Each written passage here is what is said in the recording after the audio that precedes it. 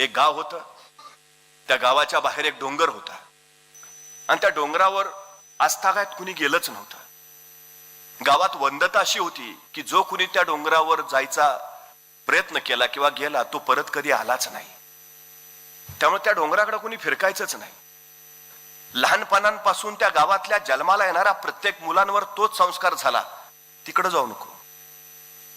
तिकडे गेला की गेला, परत आलाच नाही. कायम जन्माला येणारा प्रत्येक पोराच्या मनात ती भीती तशीच होती. पण नवीन बंडखोर रक्ताचे काही तरुण मुलं देशाच्या स्वातंत्र्य दिनी दिवशी त्यांनी जसं ठरवलं काहीतरी वेगळी स्पर्धा करूया, आणि त्यांनी स्पर्धा काय ठरवली, त्या गावाबाहेरच्या त्या डोंगरावर जो कोणी जाईल त्याला 1,00,000 रुपयाचं पारितोषिक देण्यात येईल.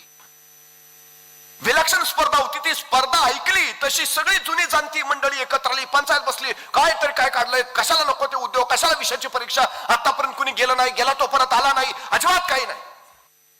सगळ्यांनी कडकडून विरोध केला. पण हे बंडखोर रक्ताचे ऐकेच नात.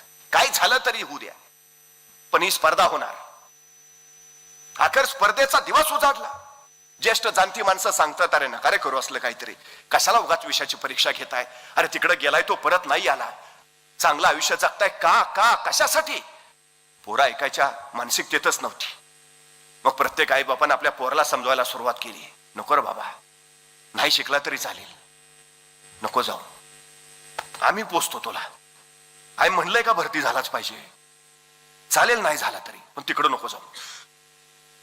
सगळ्यांनी आपापली पोरं बाळ जेवढी समजवली. कसे बसे 5 लोक त्या स्पर्धेत भाग घ्यायला तयार झाले. 5 तरुणांनी भाग घेतला. स्पर्धा सुरू झाली तरी